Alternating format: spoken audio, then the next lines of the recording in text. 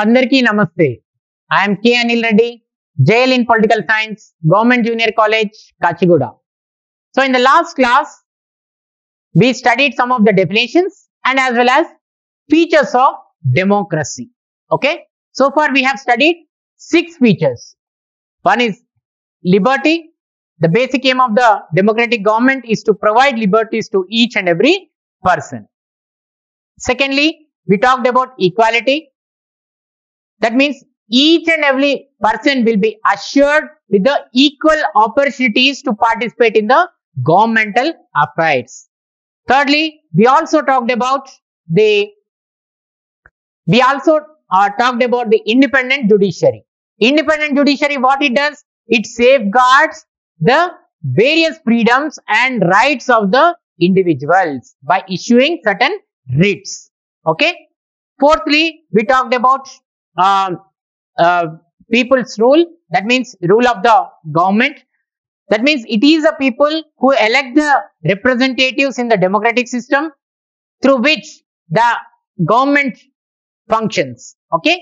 And fifthly, we talked about majority rule. In democratic system, the majority rule will exist. Okay. And also the minorities will also be safeguarded in the democratic system. Sixthly, we talked about in democratic system, people will follow the principles which are laid down in the constitution. That means all the constitution provisions will be respected and accepted by the people, either they are written or unwritten in form. Now, we will talk about the 7th one today. That is it is against the violence as well as revolutions. So, democracy or democratic governments can be changed with periodic elections. By conducting elections or through the constitutional provisions, the democratic governments can be changed. Okay, that means there is no scope for the violence and revolutions. Okay, no need to do any revolts, no need to create any such kind of violence. Okay, if someone doesn't like the representatives or if representatives are not performing up to the mark, then they can be removed or they can be rejected whenever the elections takes place. That means whatever needs to happen, the change which needs to happen, that should happen only through the constitution. Okay, only through the peaceful methods, not in other ways, not by revolts, not by revolutions, okay, not by creating violence. Okay, so people will have a chance to elect the representatives periodically. That means from time to time, it depends upon the constitution of each and every country. In some countries, there might be elections for 5 years, 4 years. Okay. However, okay, depending upon the constitution, the people will get a chance. If the representatives are performing well, they can re-elect them. Okay. If they are not performing up to the mark, they can reject them. Okay. That means the government which performs better, which will give the best performance, they can be re-elected or they can be rejected, and in the place of that particular government, new government can be elected. So therefore, it does not give any scope for the violence as well as for the revolutions. Okay, because people will have the opportunity to participate in the governmental affairs. So no need to revolt, no need to create any sort of violence. Okay, విప్లవాలకు హింసకు ఇక్కడ తావులేదు అని చెప్పాలి. ఎందుకంటే ప్రజాస్వామ్య వ్యవస్థలో మార్పులు అనేవి, ప్రభుత్వానికి సంబంధించినటువంటి మార్పులు జరగాలి అంటే ఎన్నికల ద్వారా అది సాధ్యపడుతుంది. అంటే ఆ యొక్క రాజ్యాంగంలో పేర్కొన్నటువంటి విధంగా ప్రతి నిర్ణీత కాలానికి ఎన్నికలు అనేవి నిర్వహించబడతాయి. ఆ ఎన్నికలలో ప్రజలకి వారికి నచ్చినటువంటి ప్రభుత్వాన్ని ఎన్నుకునేటువంటి అవకాశం అనేది లభిస్తుంది. ఓకే, సో అలా అవకాశం లభిస్తుంది కాబట్టి ఇక్కడ ప్రజలు ఎవరు కూడా తిరుగుబాట్లు కావచ్చు, విప్లవాలు కావచ్చు, హింసకు పాల్పడడం కావచ్చు, ఇటువంటి ఏవి కూడా ప్రజాస్వామ్య వ్యవస్థలో అవసరం అనేవి పడవు. అంటే ప్రజాస్వామ్య వ్యవస్థలో ఖచ్చితంగా ప్రజలకి అవకాశం అనేది లభిస్తుంది కాబట్టి ప్రజలే ఇక్కడ విప్లవాలకి తిరుగుబాట్లకు పాల్పడేటువంటి అవకాశం అనేది ప్రజాస్వామ్యం కల్పించదు. ఓకే, ఎందుకంటే ఆయా రాజ్యాంగాలను బట్టి 4 సంవత్సరాలకో 5 సంవత్సరాలకో రాజ్యాంగంలో పేర్కొన్న విధంగా ఖచ్చితంగా ఎన్నికలు జరుగుతాయి. ఒకవేళ ప్రభుత్వాలు మంచి పరిపాలన అందించినట్టయితే తిరిగి అదే ప్రభుత్వాన్ని ఎన్నుకోవచ్చు. ఓకే, లేదా ప్రభుత్వం లేదా ప్రజాప్రతినిధులు సరైనటువంటి విధంగా పని చేయట్లేదు అని భావించినప్పుడు వాళ్ళను తిరస్కరించేటువంటి అవకాశం కూడా ప్రజాస్వామ్య వ్యవస్థలో ఉంటుంది. కాబట్టి ఇక్కడ విప్లవాలకు, తిరుగుబాట్లకు, హింసలకు తావులేదు అని మనము చెప్పుకోవచ్చు. 8th one, there is no scope for coercive methods. Okay, the democratic governments cannot use coercive methods against the people. Okay, even it is for the welfare of the people, even if it is for the benefit of the people, they cannot use the coercive methods. Okay, it should be dealt in a form of democratic process itself. Okay, that means the people consent should be taken and they can implement the laws.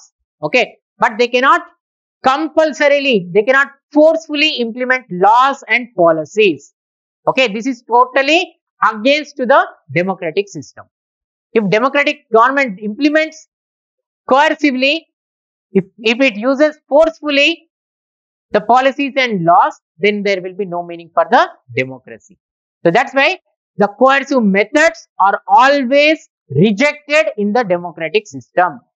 Okay, even if it is for the benefit of the people, first people consent is needed for that. Okay, only when people accept it, when people are positive on that particular policy or issue, then only that particular laws can be implemented. They cannot be implemented forcefully. Okay, ప్రజాస్వామ్య వ్యవస్థలో బలవంతంగా ఏవి కూడా బలవంతమైనటువంటి పద్ధతులను ఆచరించడానికి అవకాశం అనేది ఉండదు. ఓకే, ఎందుకనంటే బలవంతంగా ఒకవేళ అవి ప్రజల పైన రుద్దినట్టయితే అది ప్రజాస్వామ్యం అనే ప్రభుత్వంగా మనం చెప్పుకోలేము. ఎందుకంటే ప్రజలకు ఇష్టమైనటువంటి చట్టాలే, ప్రజలకు ఇష్టమైనటువంటి విధానాలను మాత్రమే అమలు పరచాల్సినటువంటి బాధ్యత ప్రజాస్వామ్య ప్రభుత్వం పైన ఉంటుంది. అందుకనే బలవంతంగా ప్రజల పైన ఏ చట్టం కూడా రుద్దడానికి వీల్లేదు, ఏ విధానం కూడా ఖచ్చితంగా పాటించాలని ప్రజలని ఆదేశించడానికి ప్రజాస్వామ్య వ్యవస్థలో అవకాశం అనేది ఉండదు. ఎందుకంటే అలా ఆదేశించినట్టయితే ప్రజలు దాన్ని ప్రజాస్వామ్య వ్యవస్థగా మనం పరిగణించడానికి వీలు అనేది ఉండదు. ఓకే, నిరంకుశత్వంగా నిరంకుశత్వ ప్రభుత్వం ఎక్కడైతే ఉంటుందో అక్కడ మాత్రమే ఇటువంటి విధానాలు ఆచరించడం జరుగుతుంది. కానీ ఎప్పుడైతే బలవంతంగా ప్రజలకు ఇష్టం లేకున్నా దాన్ని అమలు చేయడానికి ప్రజాస్వామ్య వ్యవస్థలో అసలు అవకాశం అనేది ఉండదు. అటువంటి వాటిని ప్రజాస్వామ్య ప్రభుత్వాలు అసలు ఆచరించవు అని మనము చెప్పుకోవచ్చు. Importance of human rights. Okay, so democratic government always gives importance to the dignity of the human beings, and it also guarantees certain rights to the each and every individual. That means democracy always believes in the guaranteeing certain fundamental rights to the citizens. Okay, so in democratic system, rights are guaranteed to each and every citizen. Okay, and their dignity will be protected. The respect of the human beings will be protected by assuring certain rights. So this is the basic principle of the democracy. Okay, so that's why the countries like India, America has guaranteed certain rights to its citizens. Okay, our Indian constitution, as you all know, it has guaranteed 6 fundamental rights for all of us. Okay, in various articles. So likewise, by guaranteeing certain rights, it will also protect the human dignity, okay, and it will also allow the people to express themselves in the society. Okay, these rights help the human beings in the all-round development. Okay, so therefore they are guaranteed to each and every individual in the democratic system. So మానవ హక్కులకు ఎక్కువ ప్రాధాన్యత అనేది ప్రజాస్వామ్య వ్యవస్థలో లభిస్తుంది. Okay, మానవ హక్కులు అనేవి ప్రజల యొక్క ఔన్నత్యాన్ని పెంచుతాయి, అంటే ప్రజల యొక్క గౌరవాన్ని పెంచుతాయి. ప్రతి ఒక్క మానవుడి యొక్క గౌరవాన్ని పెంపొందించే విధంగా మానవ హక్కులు అనేవి ఉంటాయి. కాబట్టి అందుకనే మానవ హక్కులు అలానే ఇతర హక్కులు కూడా ప్రజాస్వామ్య వ్యవస్థలో ప్రతి పౌరుడికి కూడా కల్పించడం అనేది జరుగుతుంది. ఓకే, ప్రతి పౌరుడికి ఈ యొక్క హక్కులను కల్పించడం ద్వారా వాళ్ళు రోజువారీ కార్యక్రమంలో తాము కూడా అభివృద్ధి చెందేందుకు ఈ హక్కులు అనేవి ఉపయోగపడతాయి. కాబట్టి అందుకనే ఈ హక్కులు ప్రజాస్వామ్య వ్యవస్థలో ప్రతి ఒక్కరికి కూడా కల్పించడం అనేది జరుగుతుంది. హక్కులు కల్పించడం అనేది ఇది ఒక మౌలికమైనటువంటి సూత్రంగా ప్రజాస్వామ్య ప్రభుత్వంలో మనము చెప్పుకోవచ్చు. అంటే ఎక్కడైతే ప్రజాస్వామ్య వ్యవస్థ ఉంటుందో అక్కడ ఖచ్చితంగా ప్రజలకి తగినటువంటి హక్కులు అనేవి కల్పించబడతాయి. ఓకే, సో ఉదాహరణకు తీసుకున్నట్టయితే భారతదేశం, అమెరికా లాంటి దేశాలు ఆయా ప్రజలకి కొన్ని రకాలైనటువంటి హక్కులను కల్పించడం అనేది జరిగింది. ఓకే, భారతదేశాన్ని ఉదాహరణకు తీసుకుంటే మనము కొన్ని ప్రాథమిక హక్కులను రాజ్యాంగం ద్వారా ప్రతి ఒక్కరికి కూడా కల్పించడం అనేది జరిగింది. 6 రకాలైనటువంటి ప్రాథమిక హక్కులను మన రాజ్యాంగం ప్రతి పౌరుడికి కూడా కల్పిస్తుంది. ఓకే, ఈ యొక్క హక్కులను ఉపయోగించుకొని మనము అన్ని రంగాలలో అభివృద్ధి చెందేందుకు ఇవి ఉపయోగపడతాయి. కాబట్టి అందుకనే ప్రజాస్వామ్య వ్యవస్థ ఎక్కడైతే ఉంటుందో అక్కడ హక్కులు అనేవి ఖచ్చితంగా ప్రజలకి కల్పించడం అనేది జరుగుతుంది. ఓకే, ఎప్పుడైతే హక్కులను కల్పించడం జరుగుతుందో అప్పుడు మానవుల యొక్క గౌరవానికి కూడా భంగం వాటిల్లకుండా ఇవి చూస్తాయని చెప్పుకోవచ్చు. అంటే ప్రజల యొక్క స్వేచ్ఛలు ఓకే కాపాడుకోవాలన్నా, ప్రజలు ప్రతి ఒక్క అంశంలో వాళ్ళ యొక్క భాగస్వామ్యం ఉండాలన్నా ఖచ్చితంగా ప్రజలందరికీ కూడా హక్కులు అనేవి కల్పించాల్సిందే. ఆ హక్కులు అనేవి కల్పించడం కేవలం ప్రజాస్వామ్య వ్యవస్థలోనే సాధ్యపడుతుంది అని మనము చెప్పుకోవచ్చు. Now let's move on to the 10th one, that is right to speak. So democracy is such type of government where the people will get an opportunity to express themselves. Okay, that means all people will have an opportunity to express their own opinions. That means they will have the opportunity to speak, they will have an opportunity to disagree, they will have an opportunity to criticize. So this criticism should be on a constructive basis. Okay, that means every person will have an opportunity to express themselves. They can express opinion on any matter that he would like to. Okay, so these opinions okay can be accepted by others. They may also reject this opinion, they may also disagree. So these kind of okay opportunities will be there only in the democratic governments. Okay, so right to speak is one of the important right that is being provided in the democratic system. So with this, whenever there is an argument, whenever government takes any decision, one can agree or one can disagree, and one can also criticize on a constructive basis. Okay, criticism is not just for the sake of criticizing. Criticism should be on the basis of constructiveness. That means there should be positive criticism is accepted in the democratic system. Okay, so each and every person will have an opportunity to speak, to express his opinion. He can agree on certain issues, he can disagree. Okay, he can also criticize certain issues on a constructive basis. Okay, so that's why right to speak is also one of the important features of the democracy. Okay, భావ ప్రకటన, walk స్వేచ్ఛ.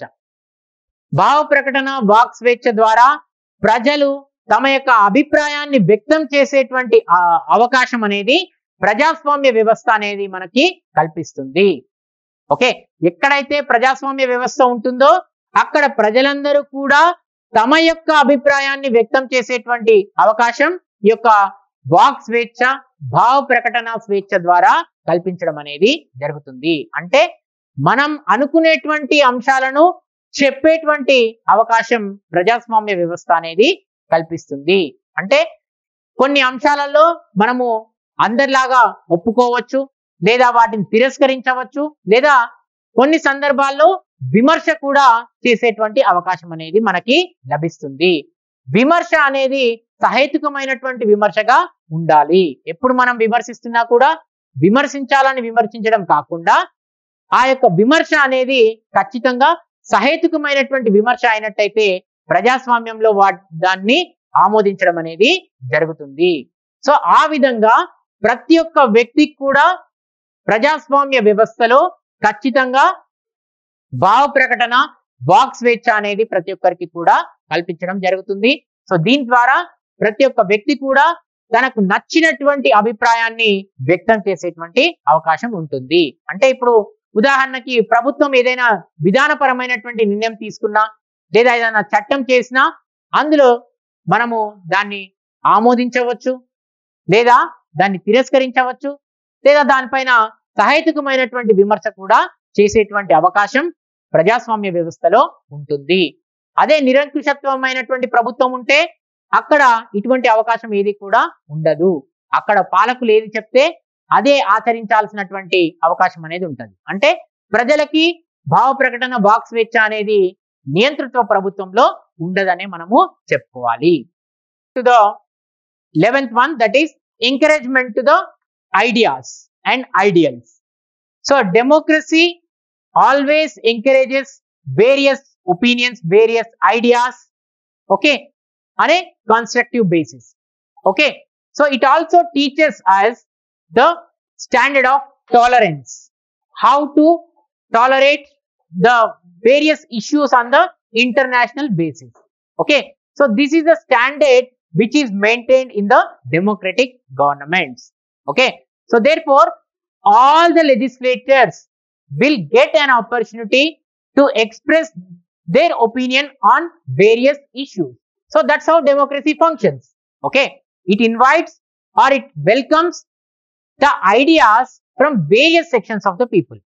Okay, anyone can express or come up with new ideas, okay, that will be accepted in the democratic system.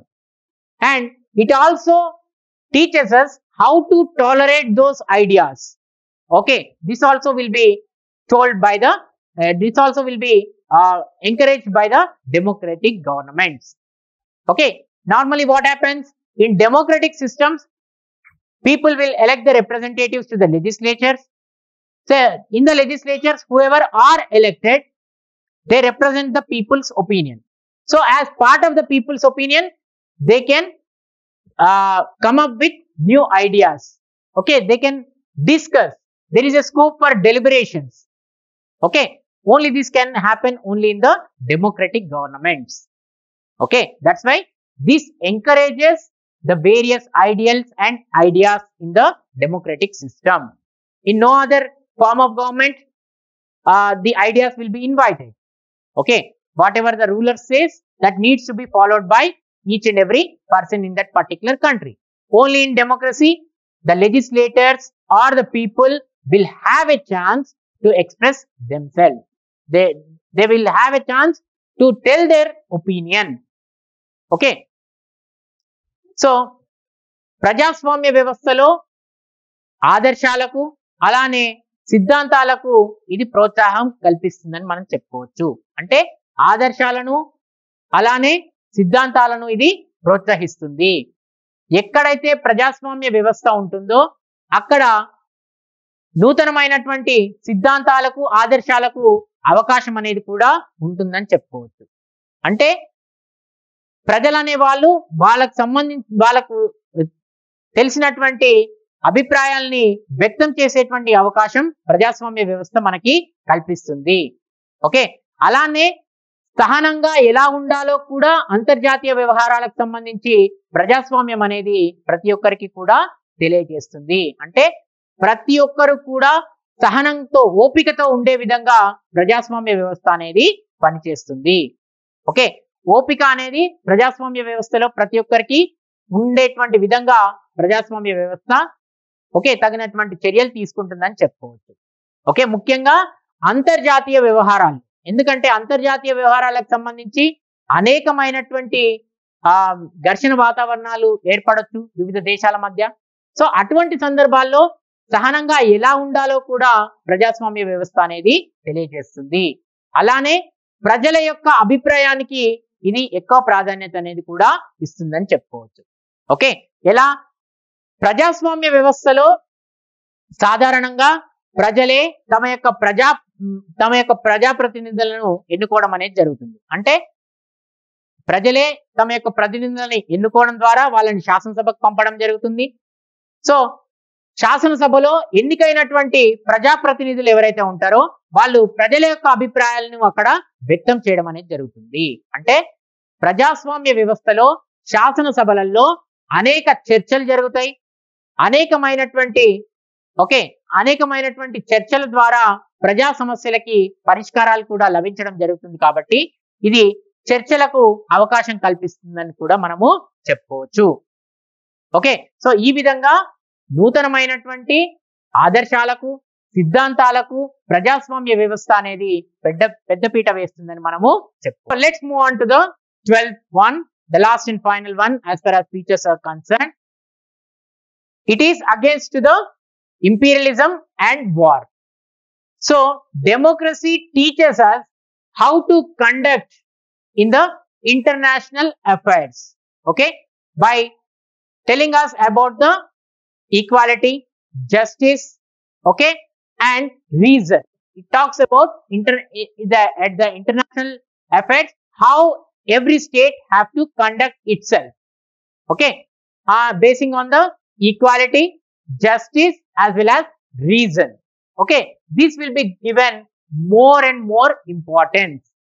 And on the other side, it also rejects the imperialistic practices and wars, okay, and other nationalism.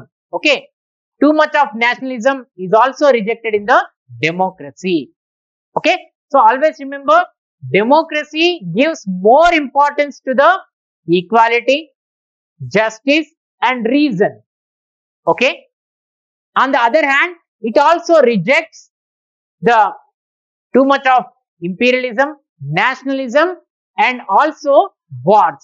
So wars and imperialistic policies will be totally rejected in the democratic system. Okay, ప్రజాస్వామ్య వ్యవస్థలో సామ్రాజ్యవాదం, యుద్ధాలకు ఎటువంటి అవకాశం అనేది ఉండదు. అంతర్జాతీయ వ్యవహారాల్లో ఎలా వ్యవహరించాలి అనేటువంటి అంశం పైన ప్రజాస్వామ్యం ఎక్కువగా దృష్టి పెడుతుందని చెప్పుకోవచ్చు. అంటే ప్రజాస్వామ్య ప్రభుత్వాలు అనేవి ఎక్కువగా ఎలా అంతర్జాతీయ వ్యవహారాల్లో ఎలా వ్యవహరించాలి అనేటువంటి అంశాలపైనే ఎక్కువగా దృష్టి పెట్టడం అనేది జరుగుతుంది. అందుకనే అవి అంతర్జాతీయ న్యాయం, అంతర్జాతీయ సమానత్వం, ఓకే, వీటికి అంతర్జాతీయ శాంతి, వీటికి పెద్దపీట వేయడం అనేది జరుగుతుంది. అంటే ప్రతి ఒక్క దేశం కూడా సమానంగా ఉండాలి, ప్రతి ఒక్క దేశానికి న్యాయం అనేది జరగాలి, ఓకే, ప్రపంచమంతా కూడా శాంతియుతంగా ఉండాలి అనేటువంటి అంశాన్ని ప్రతి ఒక్క ప్రజాస్వామ్య దేశం కూడా కోరుకోవడం అనేది జరుగుతుంది. అందుకనే ఆ విధంగానే ఆ దేశాలన్నీ కూడా ప్రవర్తించడం అనేది జరుగుతుంది. అంటే అంతర్జాతీయ వ్యవహారాల్లో ఆ విధమైనటువంటి చర్యలే తీసుకోవడం అనేది జరుగుతుంది. కాబట్టి ప్రజాస్వామ్య ప్రభుత్వాలు అనేవి ఎక్కువ ప్రాధాన్యత సమానత్వం, న్యాయం, శాంతి, వీటికే ఎక్కువ ప్రాధాన్యత అనేది ఇవ్వడం జరుగుతుంది. ఇది పూర్తిగా జాతీయవాదానికి, తీవ్రమైనటువంటి జాతీయవాదానికి, సామ్రాజ్యవాదాన్ని, అలానే ఆ యుద్ధాలని పూర్తిగా వ్యతిరేకిస్తుంది అని చెప్పుకోవచ్చు. అంటే యుద్ధ వాతావరణం కావచ్చు, తీవ్రమైనటువంటి జాతీయవాదం కావచ్చు, అలానే సామ్రాజ్యవాదం. ఓకే, ఇటువంటి విధానాలన్నింటినీ కూడా ప్రజాస్వామ్యం అనేది పూర్తి స్థాయిలో వ్యతిరేకిస్తుందని మనము చెప్పుకోవచ్చు. Okay, so apart from all the above mentioned features, okay, what ever we have learned right now, apart from all the above, we have some more principles that democracy always follows. Okay, one is the rule of law. Rule of law means, as you all know, equality before law. Equality before law is implemented in each and every democratic country, and it also gives more importance to the welfare mechanism. That means more importance is given to the welfare activities of the people. That means it gives more importance in the uplifting of the living standards of the people by taking certain welfare measures. Okay, and not only this, it also talks about the judicial review. That means each and every democratic government acts according to the constitution. Okay, if it goes against the constitution, then that particular policy or law will be declared as invalid by the judiciaries in that particular countries. Okay, and not only this, the role of political parties can also be treated as the important principle of the democratic countries. Okay, these parties from time to time, they contest in the elections. Okay, they participate in the elections, they come into the government and implement the promises which are made by them. So this is how the democracy functions on various principles. Okay, ఇవే కాకుండా ప్రజాస్వామ్య వ్యవస్థలో ఇప్పటివరకు మనం ఏవైతే లక్షణాలు లేదా అంశాలను చర్చించుకున్నామో, ఇవే అంశాలు కాకుండా అనేకమైనటువంటి ఇతర అంశాలు కూడా దీంట్లో ఉన్నాయని మనము చెప్పుకోవచ్చు. వాటిలో ముఖ్యంగా సమన్యాయ పాలన. సమన్యాయ పాలన అనేది ప్రజాస్వామ్య వ్యవస్థలో ఉన్నటువంటి ముఖ్యమైనటువంటి సూత్రం లేదా అంశంగా మనము చెప్పుకోవచ్చు. సమన్యాయ పాలన అంటే చట్టం ముందు అందరూ సమానులే అనేటువంటి అంశాన్ని ఇది సూచిస్తుంది. ఓకే, ఇదే కాకుండా ప్రజా సంక్షేమం అంటే ప్రజాస్వామ్య ప్రభుత్వం అనేది ప్రజల యొక్క సంక్షేమం కోసం మాత్రమే పనిచేస్తూ ఉంటుంది. ఎందుకు అంటే ప్రజల యొక్క జీవన విధానాలని పెంపొందించేందుకు వారికి కావాల్సినటువంటి సంక్షేమ కార్యక్రమాలని రూపొందించి అమలు చేస్తుందని మనం చెప్పుకోవచ్చు. అలానే న్యాయ సమీక్ష. న్యాయ సమీక్ష అంటే ఇంతవరకు మనం చెప్పుకున్నాం, ప్రతి ప్రజాస్వామ్య వ్యవస్థ రాజ్యాంగానికి లోబడి మాత్రమే పనిచేస్తుంది. ఎప్పుడైనా ప్రభుత్వాలు రాజ్యాంగ వ్యతిరేకమైనటువంటి చర్యలకు పాల్పడితే వాటిని పూర్తిగా తిరస్కరించడానికి న్యాయశాఖకు అధికారం అనేది ఉంటుంది. ఇది కూడా ప్రజాస్వామ్య వ్యవస్థలో అత్యంత కీలకమైనటువంటి అంశంగా మనము చెప్పుకోవచ్చు. ఇవే కాకుండా రాజకీయ పార్టీలు. రాజకీయ పార్టీలు అనేవి కూడా ప్రజాస్వామ్య వ్యవస్థలో కీలకమైనటువంటి పాత్రను పోషిస్తాయి. వాళ్ళు రాజకీయపరమైనటువంటి అవగాహన తీసుకురావడమే కాదు, ఎన్నికల్లో పాల్గొనడం జరుగుతుంది. ప్రభుత్వంలో అధికారంలోకి వచ్చిన తర్వాత వాళ్ళు ఇచ్చినటువంటి ఏవైతే హామీలు ఉంటాయో వాటన్నిటిని కూడా అమలు చేయడం అనేది కూడా జరుగుతుంది.